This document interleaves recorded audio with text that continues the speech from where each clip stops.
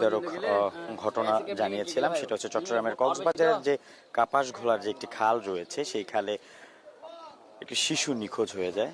তার মা এবং নানি সেই সাথে ছিলেন, রিকশায় করে যাচ্ছিলেন। রিকশা থেকে পড়ে মা ও নানিকে উদ্ধার করা সম্ভব হলেও সেই শিশুটিকে কিন্তু এখন পর্যন্ত উদ্ধার করা যায়নি। গতকাল রাত 8টার ঘটনা, এখন ঠিক বলতে গেলে সকাল 8:30, অন্তত 12.5 ঘন্টা পার হয়ে গেল। আমরা যেটা দেখছি যে সেটা হচ্ছে সেই শিশুটির সন্ধান কিন্তু এখনো পর্যন্ত পাওয়া যায়নি।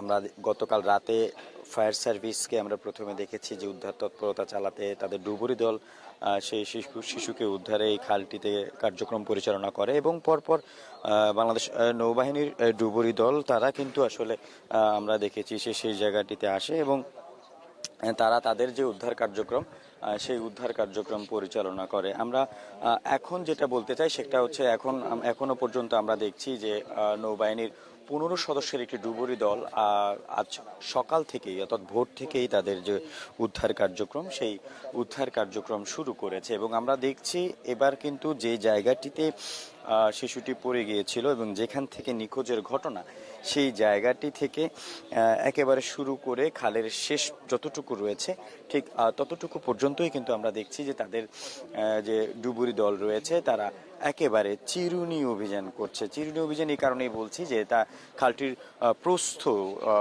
সর্বোচ্চ মিলিয়ে 10 থেকে 12 ফুট হবে, এবং আমরা দেখছি যে 6 জনের মতো যে ডুবুরি দল রয়েছে তারা পাশাপাশি দাঁড়িয়ে একেবারে কাঁধে কাঁধ মিলিয়ে সমান্তরালভাবে এগিয়ে যাচ্ছে সামনের দিকে। সেই বিষয়টি কিন্তু আমরা দেখছি যে তারা 3 থেকে 4 জন অক্সিজেন সহ কিন্তু এখানে নেমেছে, এবং কিছুক্ষণ পর পর তারা ডুব দিয়ে দেখছে শিশুটির কোনো অস্তিত্ব কোথাও মেলে কিনা। এখন আমরা দেখছি তারা ঠিক যে পর্যন্ত গিয়েছিলেন সেখান থেকে এখন আবার একটু পেছনের দিকে ফিরে আসছে।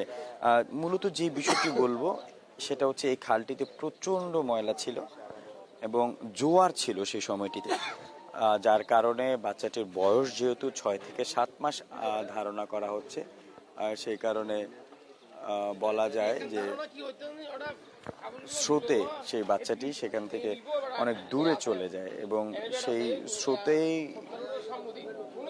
কারণে তৎক্ষণাৎ সেই শিশুটির কোনো সন্ধান কিন্তু পাওয়া যায়নি। আমরা এখানকার অনেক স্থানীয়রা রয়েছেন, আপনারা